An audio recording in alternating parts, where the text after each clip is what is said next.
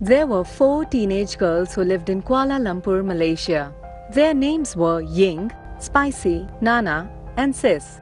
The girls had been best friends for years, ever since they started school together, and they shared an interest in ghost stories and horror movies. They had heard an urban legend about their school. According to the story, a girl went missing one of the school's bathrooms and it had been locked up ever since. The girls decided that they would break into the bathroom when nobody was looking and take a look around. I wonder what we'll find, Said Spicy. Maybe we'll find the girl's corpse. That evening, when classes had finished for the day, the girls gathered outside the bathroom. The hallways were deserted and all of the other students had gone home. Ying used a hairpin to pick the lock and the door swung open.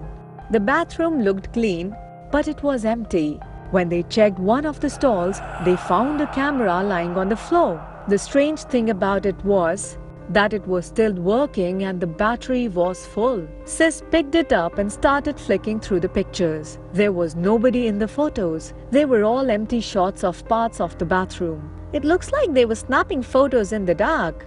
I wonder what they were up to, said Nana. Oh my God, I think I know. They were trying to capture a ghost.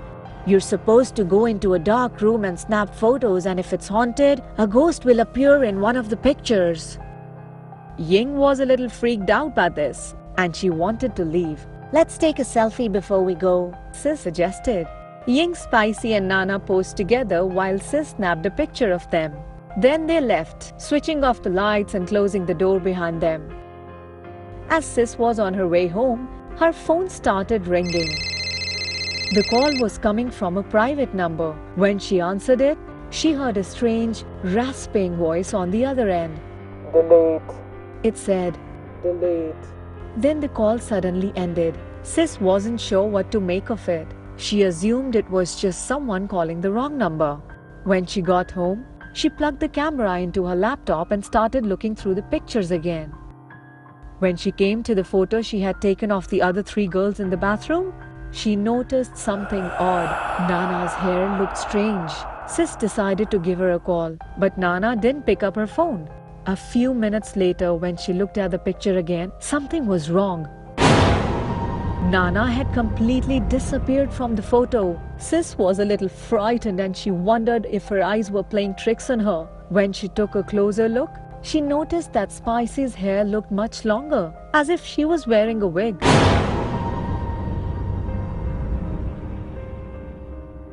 Sis was worried and she decided to give Spicy a call. Hey, what's up? Hi, something really weird just happened. Remember when we took that photo in the bathroom? Yes. Spicy replied. Nana was in the photo, wasn't she?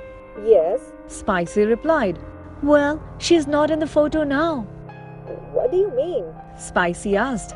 It's just you and Ying in the photo now, and your hair looks really long. All of a sudden, the call cut off. Sis tried to call her back, but Spicy didn't answer her phone. When she looked at the photo again, Sis got a fright. She almost jumped out of her skin. Spicy had disappeared from the photo, and now there was only Ying, standing on her own in the bathroom. Worst of all, there was someone standing behind her. It looked like a woman with long dark hair and pale white skin. Just then her phone started ringing.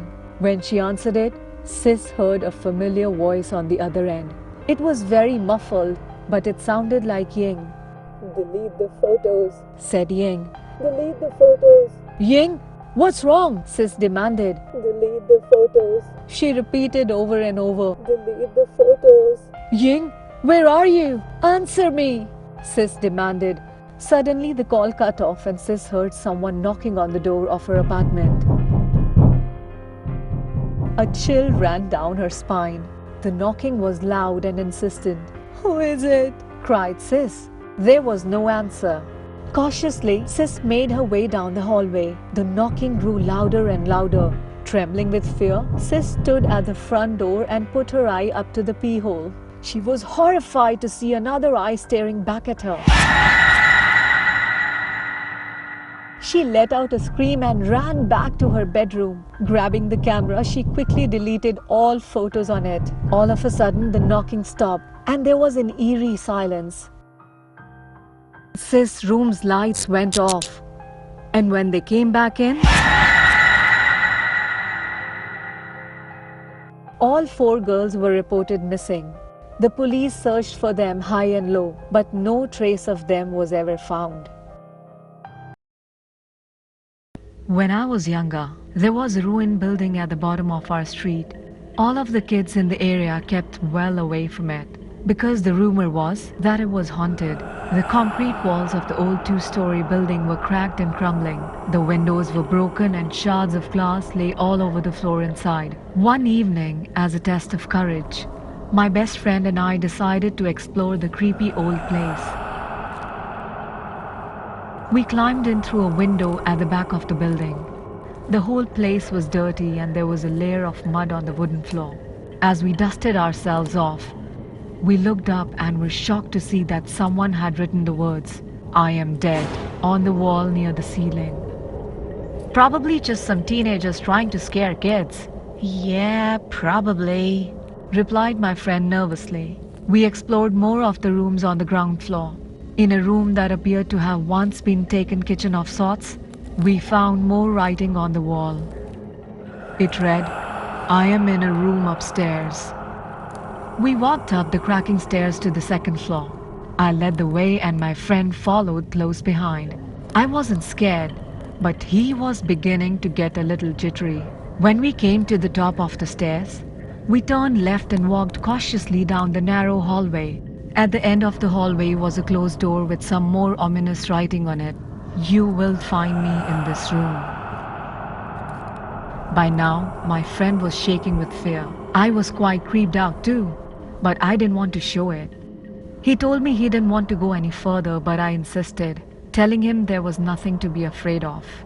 I turned the handle and the door creaked open. We stepped into the room and found it empty. There were 2 closed doors on either side. There was some creepy writing on the wall. It read, "My head is on the left and my body is on the right." As soon as my friend saw this, he completely lost his nerve. He gave a yelp and turned to run away. I caught hold of his arm, but he shook me off and fled out through the open door. I heard his footsteps disappearing off down the hallway. I held my ground. I was determined to be brave and overcome my fear. Mustering all my courage, I opened the door on the right and walked inside. I walked to the other side of the room. On the wall, written in tiny letters, were the words, "My body is underneath." I looked down at the floor. I was standing on some more writing on the floorboards. I stepped back and saw the words, "My head is coming from the room behind you. Turn around." I heard the door behind me creaking and quickly turned. Suddenly, something rolled into the room and came a rest against the wall. It was my friend's severed head. His dead, sightless eyes seemed to stare at me. Screaming in horror, I flung myself out through the open window and fell 2 stories on the ground. In horrible pain, I ran home, crying and yelling for my parents. The police were called and they searched out the old ruined building. At first, they didn't find anything. There wasn't even any writing on the wall. They combed the house from top to bottom, but didn't find any traces of my friend. Then they pried up the floorboards. His body was lying underneath. They never found his head. There were 2 teenage boys named Ben and Rick, who both shared a keen interest in the paranormal. Whenever they met, they would always have a new scary ghost story or spooky urban legend to share with each other. One fine day, Rick was browsing on the internet. That's when he came across a website that had a lot of Japanese urban legends. He read a story about a certain bridge that was located close to his home. The website had plenty of pictures of the bridge and the surrounding area. As he read the legend associated with the bridge, Rick knew his friend would be interested. The next time he met Ben, he told him about the bridge. It was an old bridge. It was known as a spot that was notorious for suicides. Every year, at least 20 or 30 people would throw themselves off the bridge and plunge to their deaths. Nobody could explain why. They said that the spot was haunted by the ghosts of all the people who had committed suicide there. When Ben went home that evening, he decided that he had to check out the bridge. He desperately wanted to see a ghost. So that very night, he set out for the place where the bridge was located. It took him about half an hour to get there. It was almost midnight when he arrived at the bridge, and there was not a single person around. It was dark and deadly quiet. The atmosphere was so spooky and ominous that it sent a chill down Ben's spine. "Wow, this place is creepy," he muttered to himself as he cautiously walked to the edge of the gorge. He began thinking about all of the people who had thrown themselves down into the inky blackness. The thought of it made his hair stand on end. It was so fascinating that he felt compelled to tell his friend Rick about it. So he pulled out his cell phone to call him. However, for unknown reasons, he couldn't get any reception. There was absolutely no network at the point of time. Looking around, Ben noticed a solitary phone booth standing nearby. He went inside, put some coins in the slot, and dialed Rick's number. "Hello, Rick? Guess where I am right now?" he said. "I am at the haunted bridge you told me about. The view is amazing. You got to come up here and see it sometime." "Yeah, I would like to," replied Rick. "I saw all the pictures on the website. Wait a second. What number are you calling me from?" Ben laughed. "Oh, I couldn't get any reception on my mobile, so I am calling from the payphone up here." His friend was confused. "Payphone? There is no payphone up there. I would have seen in the pictures." "What are you talking about?" said Ben. "I'm standing in the phone booth right at the entrance of the bridge." "Hold on, I'd better go. There's a line of people outside waiting to use the phone. I'll call you when I get back home." As soon as he said that, Rick shouted, "No, Ben, don't get out of the phone booth. I know that place. I'll be right there in 30 minutes. Whatever you do, don't move." "What's wrong?" "Just promise me you'll stay where you are. Don't move an inch, okay? And don't hang up the phone. I'm coming." When his friend hung up, Ben felt a wave of fear envelop him. He stood in the phone booth and kept the phone receiver pressed to his ear. Looking over his shoulder, he saw a line of people standing outside the phone booth, silently watching him. The look in their eyes sent a shiver down his spine.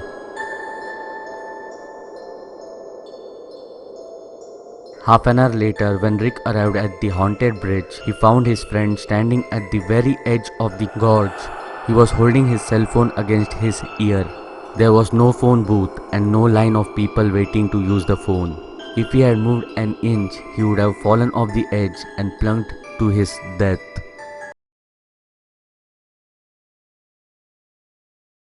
One of my friends told me about a Facebook account. Some of you might already be knowing about Legend of Bryan West Bay. It's a Facebook account. Many people have reported this account for conducting weird activities. My friend told me stories about the people who had added this account and how they received strange messages from West Bay's account. Bryan West Bay is not a person. I don't know what exactly it is, but it is inhuman. When I got to know about this account, I became quite curious to know more about it. When I went home, I logged into my laptop and sent him a friend request on Facebook. Around half an hour later, my friend request got accepted. I had also messaged Bryan West Bay and he replied to me too. But he never told me who exactly he is. In fact, I don't think even he knows who exactly he is. There are multiple stories about the existence of the Bryan West Bay account. But one of these stories I personally feel is logical and true. The story says Bryan West Bay was a normal person just like you and me. He was totally addicted to social media. He constantly used to post something or the other on social media from the moment he used to wake up to the time he went to bed. One night, West Bay was drunk as a skunk. He posted some of his embarrassing pictures and videos on Facebook.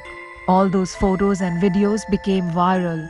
He became humiliated, so humiliated that he unfriended everyone, deleted his account and eventually committed suicide by jumping off his apartment building's roof.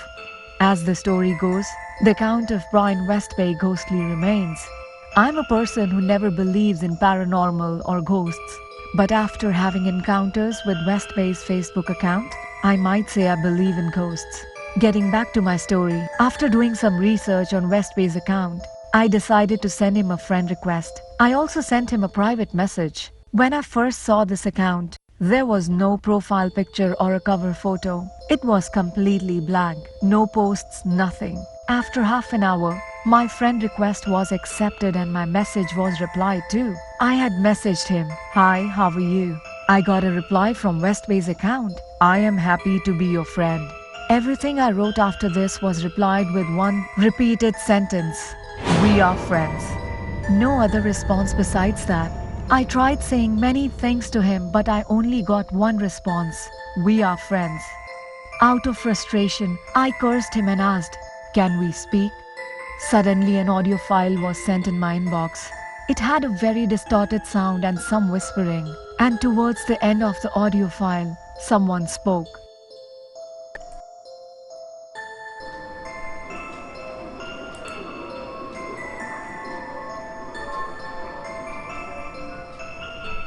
Hello, friend. This was very frightening. West Bay messaged me again, "We are friends." Not long after, his profile picture suddenly changed into dark, deformed, grimacing face. I looked at it for a moment. I sort of felt drawn to it. It was hypnotic. I started to get a little freaked out, so closed the conversation, unfriended him and shut my laptop down.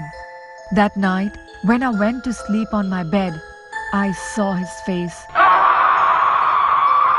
Not in the computer, but in the darkness of my room. It felt like it was standing on top of me and staring straight down at me. It appeared only for a split second, but I was sure it was there. He was there. Few days went by, but still I could see his face in my college, washroom, road, everywhere I go, especially at night in darker places. This was quite an annoying thing for me. Sometimes it got so frustrating that I thought of jumping off my apartment building, of course to get rid of Bryan West Bay. I can't blame anyone for my current situation. This is all due to my curiosity. I'm here to do you guys a favor. I'm leaving Bryan Bay West Bay's Facebook account link. If you are brave enough, go and click on that link. But let me tell you one thing. Do not click on that link. And if some of you are dumb enough to go to that link, I must tell you to please reconsider. And do not spend too much time staring at the profile picture, because whether you like it or not, Bryan B. West Bay wants to be your friend. And as far as I know, he's a friend you can't get rid of.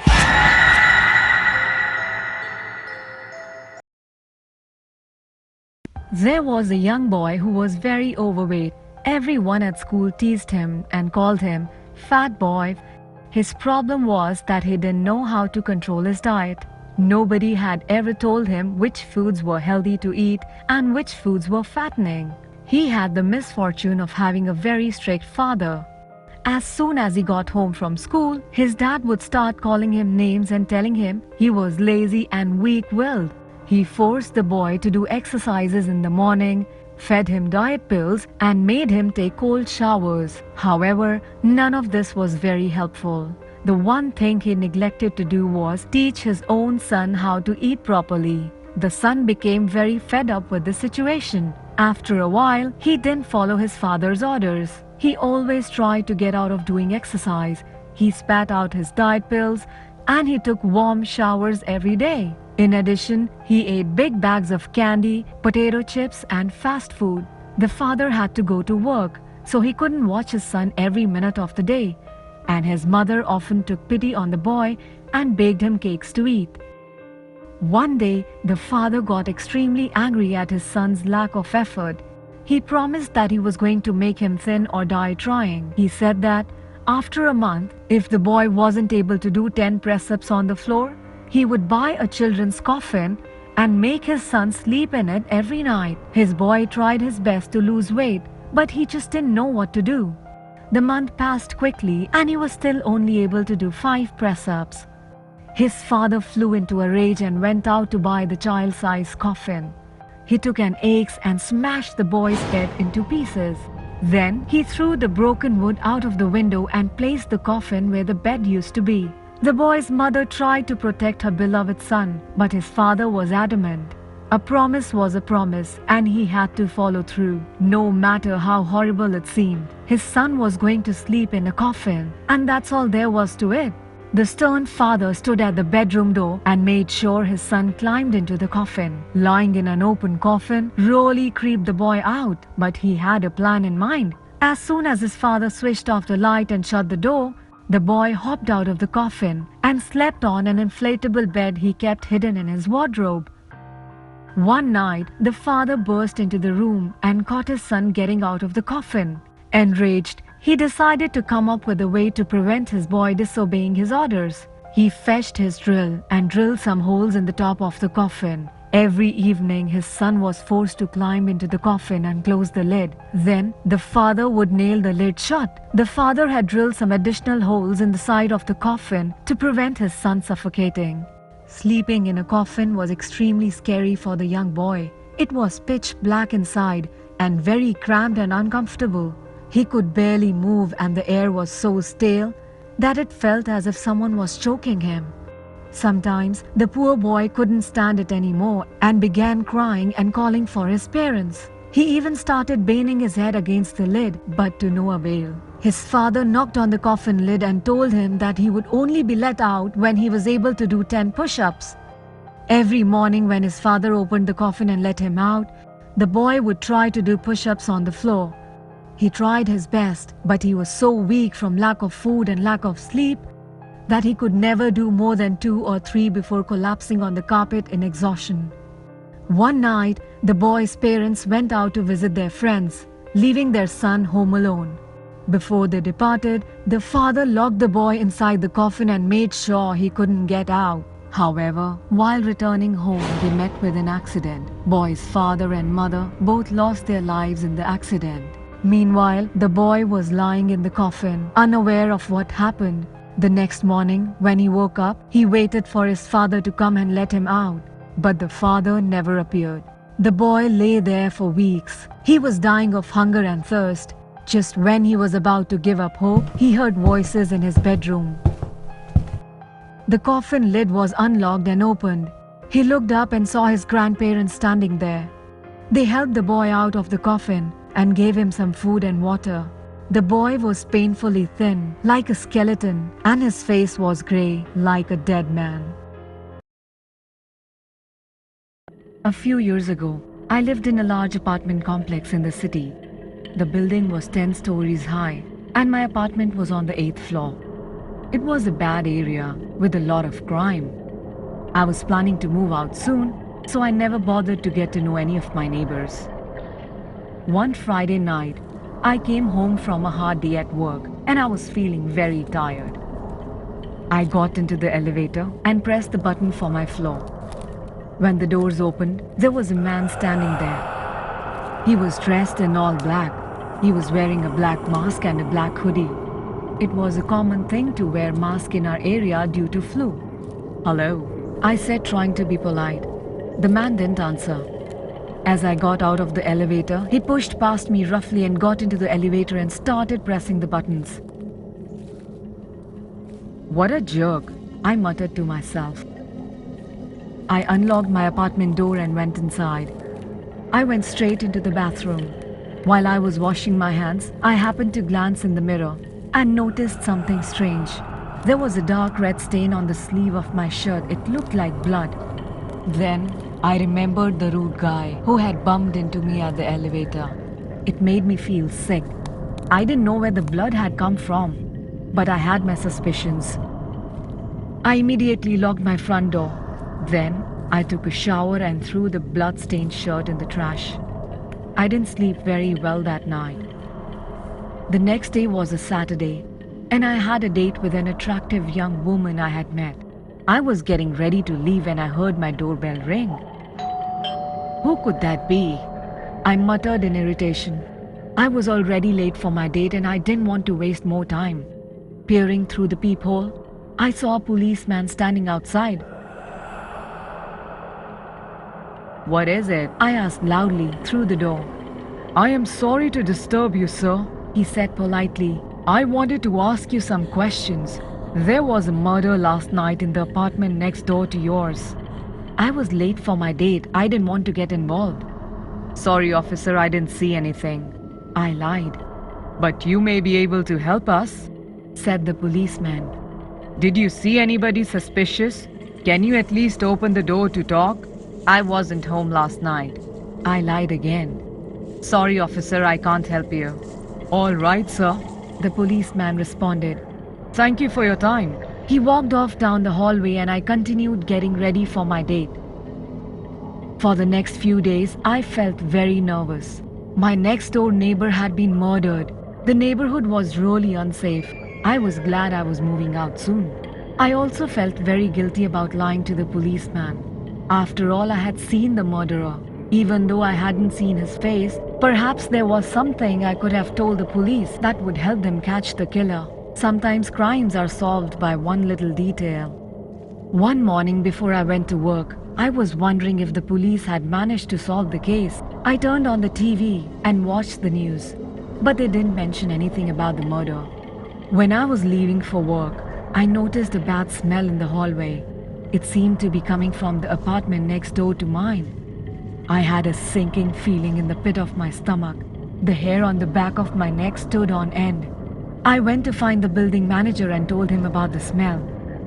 When I mentioned the murder, he said there hadn't been any murder in this building. I convinced him to come back up to my floor. When he smelled the stench, he used his master key to open my neighbor's apartment. Both of us were horrified by what we found. The neighbor was on the floor, surrounded by a pool of blood. The smell was overpowering. He had been lying there for days. After analyzing everything, I realized that the rude guy in the lift was the murderer, and he came to my apartment next morning dressed in police uniform to perhaps kill me. But thankfully, I didn't open the door, and I was saved.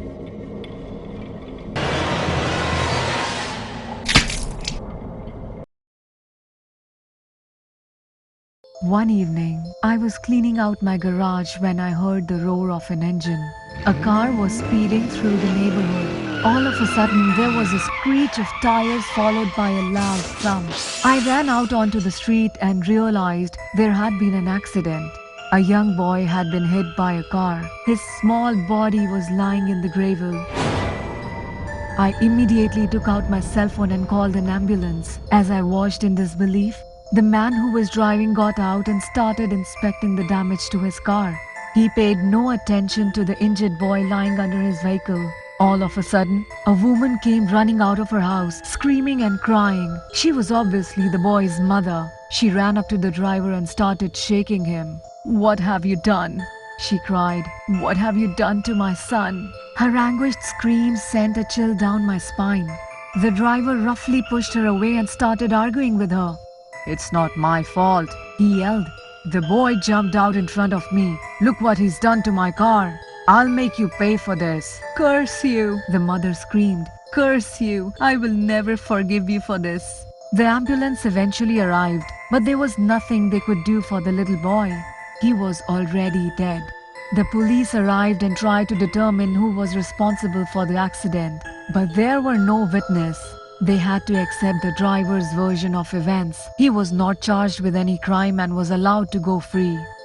A few days later, the driver sent the boy's mother a bill for the repairs to his car. The front of the car was dented and the headlight was broken. When she refused to pay, he took her to the court. The grief-stricken woman lost the case. Not only did she have to compensate him for the damages to his car, but she also had to pay his legal costs. A few months after the accident, the driver came home from his work to find his wife had disappeared. He called the police and filed a missing persons report, but they couldn't find any trace of her. It was as if she had vanished into thin air. A few days later, the man's 2 children also went missing. They had been seen leaving their school, but they never arrived home. Somewhere along the way, they had mysteriously disappeared. A few weeks later, the dead body of one of the children was found in a dumpster. When the detectives who were investigating the crime heard about the court case and the little boy who had been killed in the accident, they became suspicious. On a hunch, they questioned the mother of the little boy and obtained a warrant to search her house. They were horrified by what they found. In her living room, the mother had constructed an altar, decorated with pictures of the dead boy. Sitting on the altar were the severed heads of the driver's missing wife and child.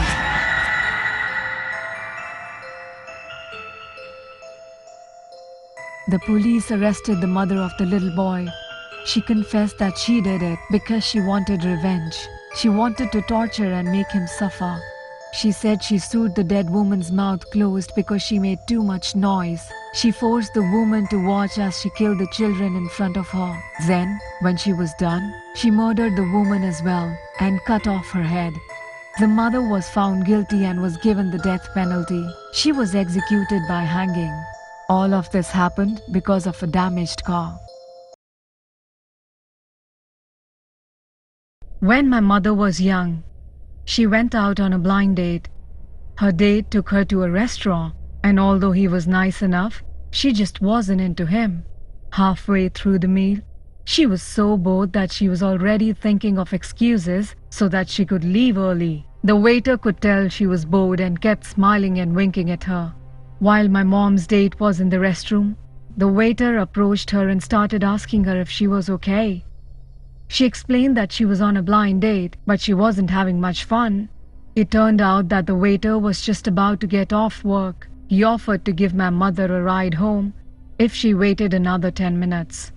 She considered it and was tempted to say yes, but just then her date came back from the restroom. She shook her head, smiled at the waiter and told him, "No thanks." My mom and their date finished their meals and he drove her back home.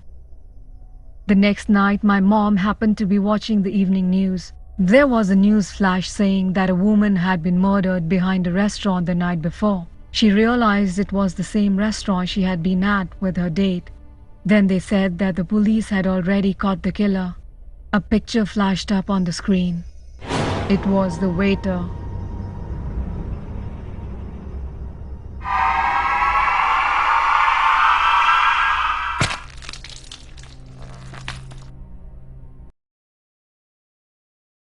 My name is Tommy, and I think I might be going insane. I grew up in a normal middle class home with loving parents and a sweet little sister. Everything seemed fine until one day when something very strange happened. I came home from school, and when I walked into the living room, I saw something that disturbed me. My mother and father were sitting on the couch, smiling and staring at the TV. The weird thing was that the TV wasn't on.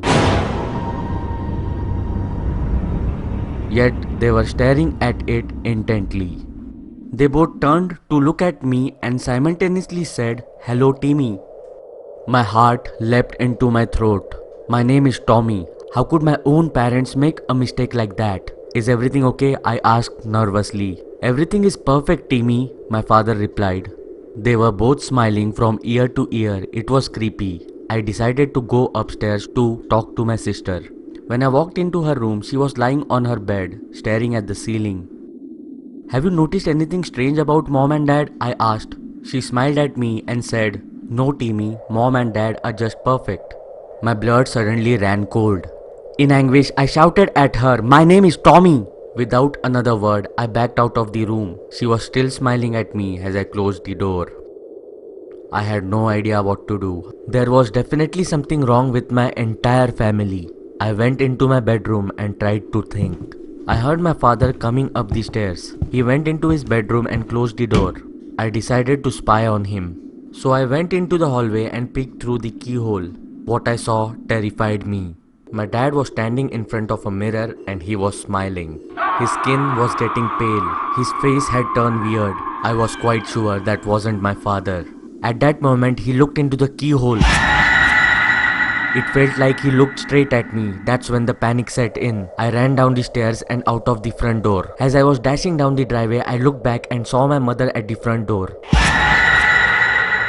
That wasn't my mom. Her skin color had turned the same as the man upstairs. Her face was weird. She was growling like an animal. And my entire family started chasing me. Since then, I have been on the run. All I can do is keep moving. Now that I know their secret, they can't afford to leave me.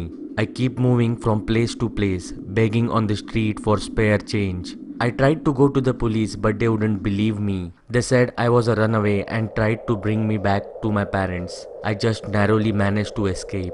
I tried to go to the media, but every reporter I spoke just laughed in my face. I am tired of running. I am pretty sure that they killed my real family. My only reason for living now is to get revenge. Can anyone help me? My name is Timmy.